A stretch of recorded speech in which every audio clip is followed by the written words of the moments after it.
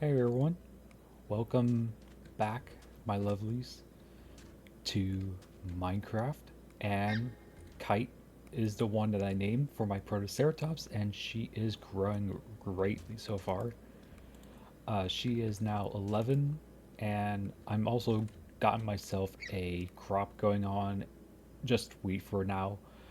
And I have dug the mine like way deeper, and I'll show you guys real quick of what I found. You guys would not expect what I just found, and it's not diamonds. So I found myself a deep dark city, and I've dug pretty far, as you can see with the spiral of staircases.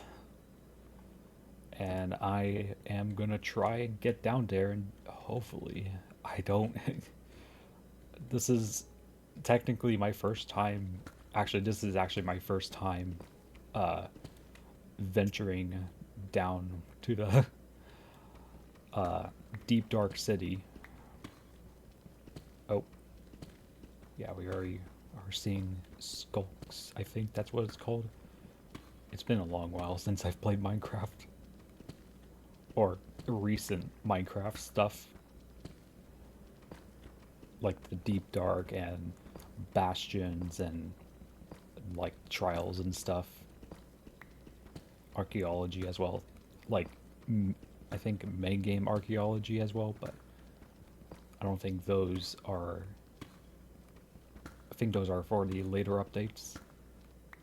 I think I can, yeah, I can break them with just my fist, and I also do get XP as well, which is kind of surprising. Although I do know that I need to be very careful, especially with making noises, because if I do, then there's going to be these little shrieker things that will basically call out the, like, pretty much the scariest mob, especially in hardcore. I think I should probably just use a water bucket for this, actually, so that way I don't have to spend so much time trying to. I'm really hoping I don't make noise as I float down. And also, I also did have some wool as well. I'm not sure if I can just make carpet or I need to actually use wool to be very careful. Like, really careful. Yeah, because as you can see right over there, that's the thing I need to get. And also avoid lava as well. Can I?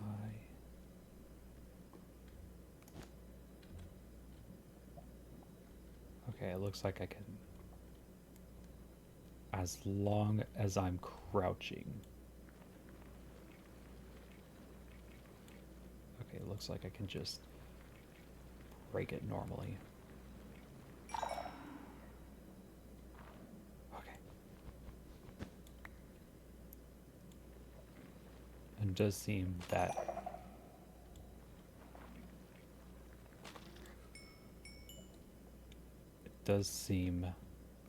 breaking wool does not produce sound, which is good. It's really dark. I do apologize if it's way too dark for you guys. Alright, so, but there should be some kind of like treasure around here. I'm not entirely sure where, but what I need to focus on right now is to make as little noise as possible and also keep track of where my entry is. So that way I can just flee back up.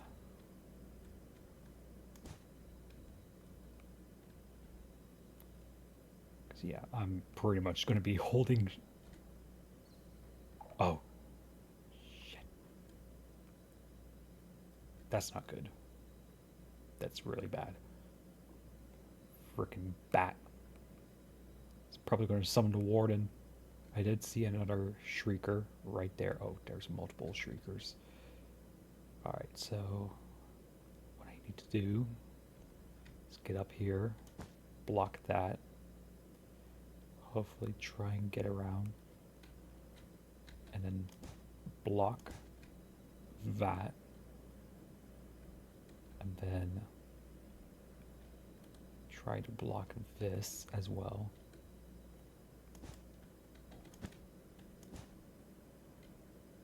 Hopefully this will work. Tensions are really high for me right now.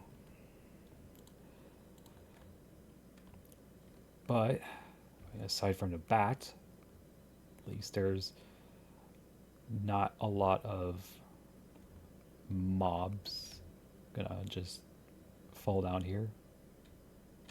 I do see a chest, but I do have to make sure that there's no shriekers nearby, because that is not going to be good. You know, the stupid bats are going to summon the warden. So we got Frostwalker and a disc. So that's something. Bottle of Chanting is actually kind of good, especially since I want to start making my enchanting table. I'm going to need some early XP. I do see a shrieker over there. What I'm going to do is actually try and do the farthest one from here, and then oh, there's one right up there. I see another shrieker up there, so I need to figure out how to get up there real quick. Just the pure silence of this area is just so unnerving.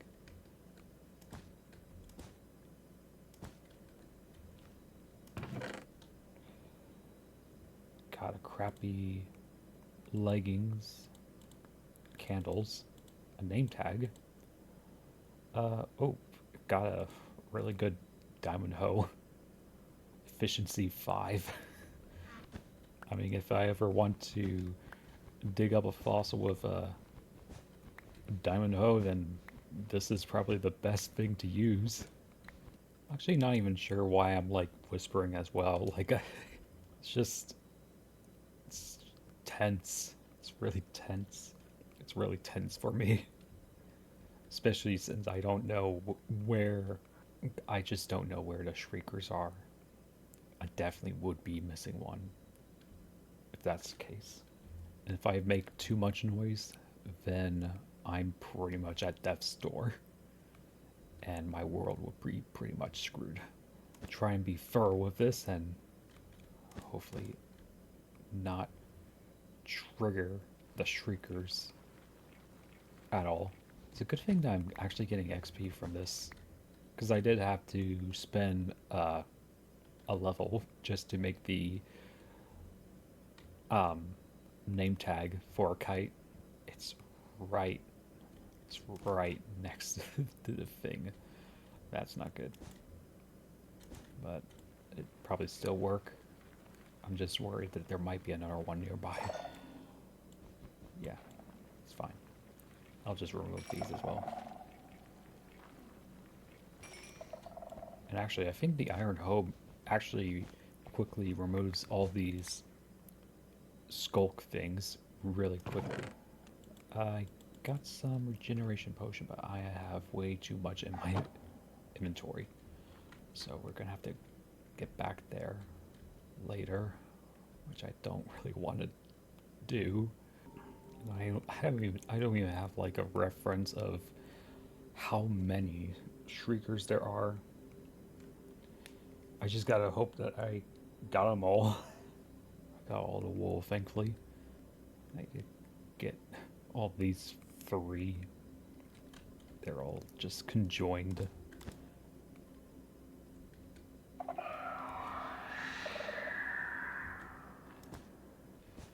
Okay. Yeah, I think I have like two more chances. Two or one more.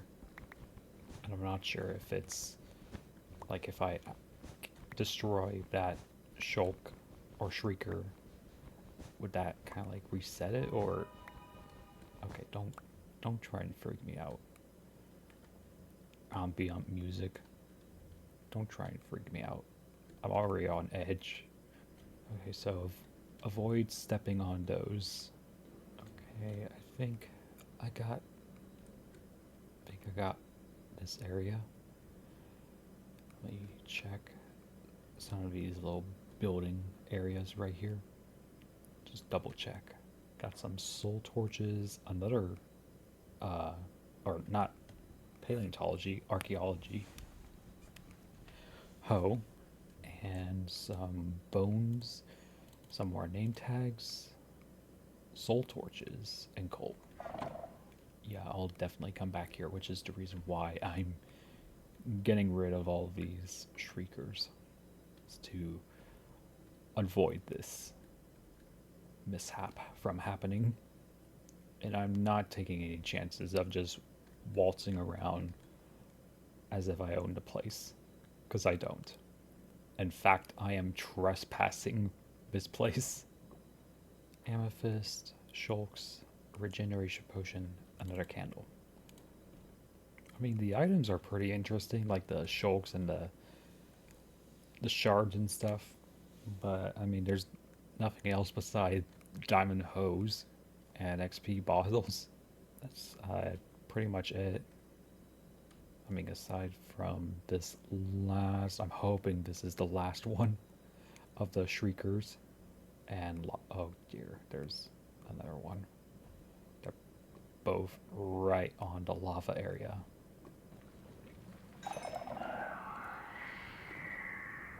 Where? Where's the other one? There.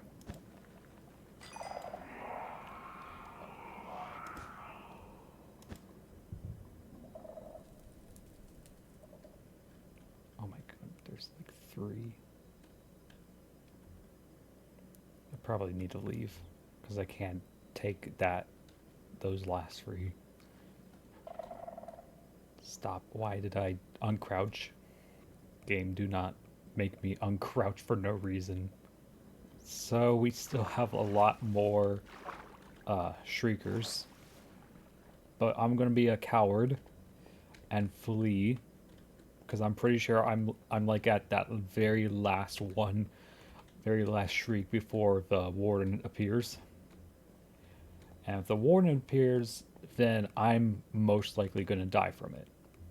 But we did get some name tags and not great pants, but we did get a good iron hoe and some music discs and echo shards. And some glow berries as well. So I'll probably do that next time, just going back down there and just trying to get rid all those shriekers, especially getting those like those two that are like just together, and I'm gonna have to like get one of them to shriek. A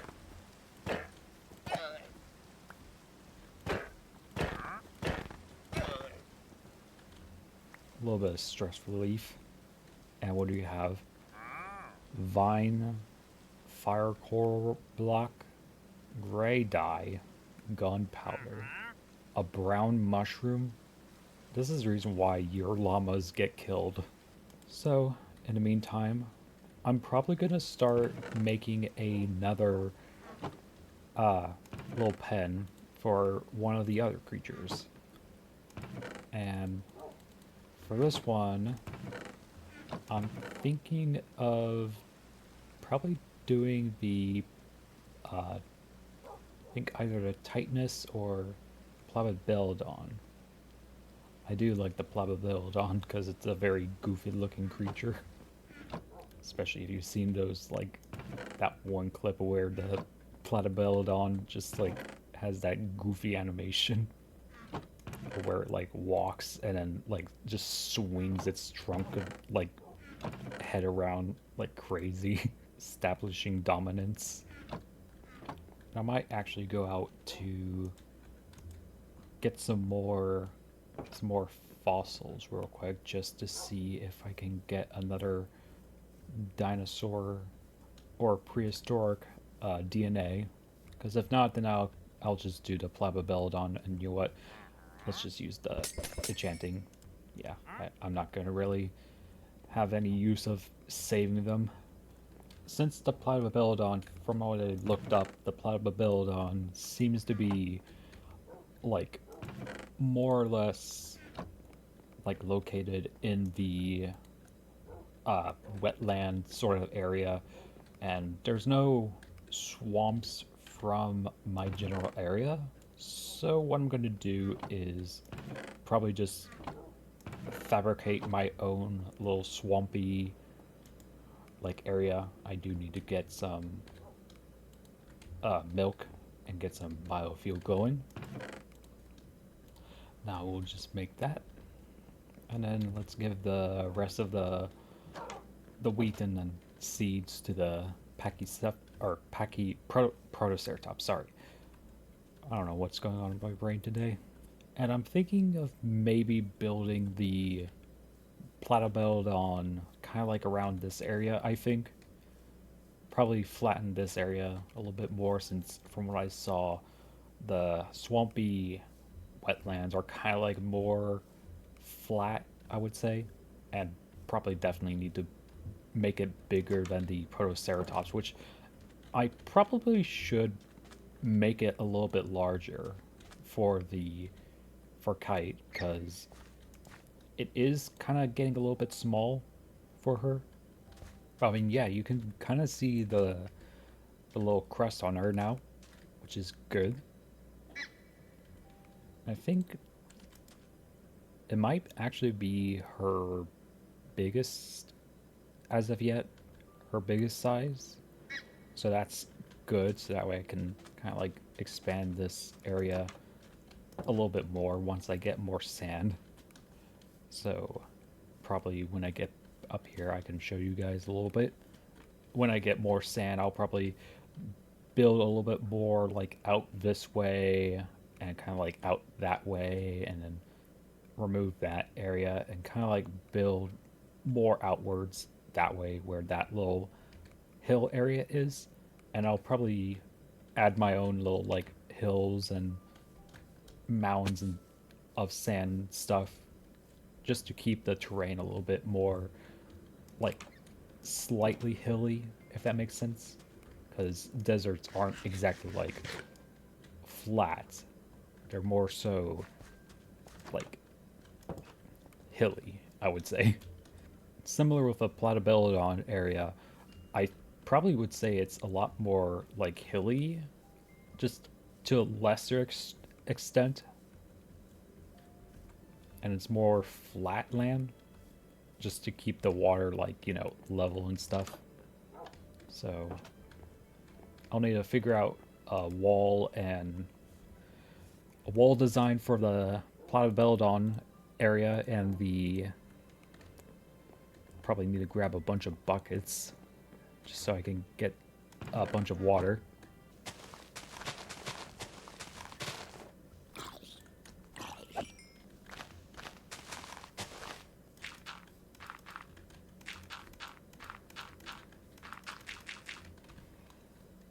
Alright, so I'm gonna try and keep it like a little bit spaced from the edge of this area right here. Not right here, but kind of like here. Kind of like keep a little bit of a space, so that way it kind of does give a little bit of uh, I guess a vision, or kind of like gives the illusion of like there is like terrain to it.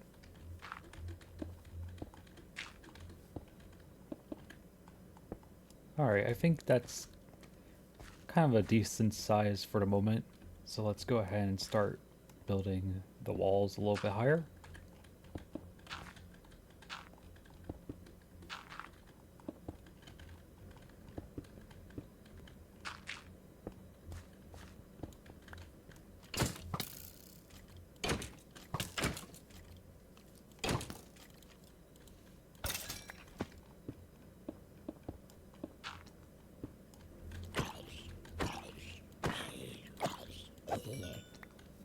So now we got that wall set up.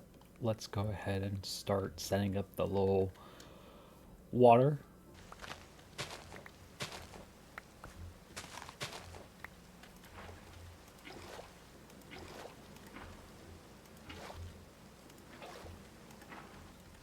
Probably needs to be a little bit more sparse. Not sparse with the water, but sparse with the land. There we go, and hopefully this will work. Yeah, there we go. I'll remove the flowers. But yeah, this is exactly what I want.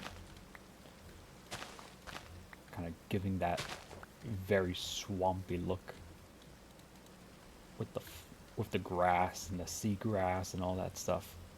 Oh,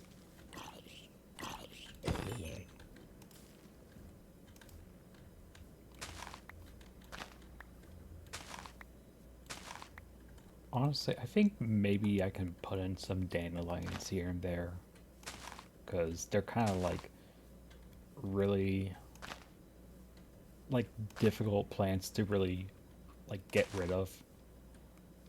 So I think it actually probably would make a little bit sense that they would be in some more pretty like tense and full of plants and stuff.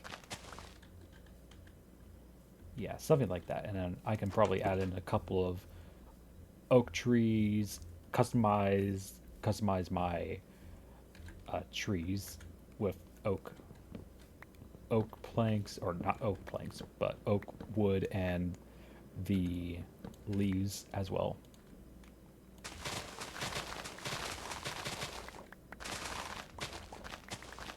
Maybe one kind of like in the middle of this one. Need to make it a little bit higher for it kind of like spread out like this.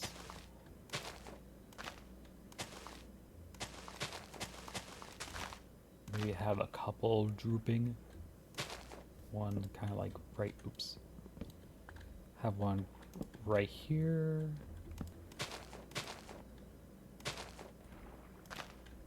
Probably a final one like right here.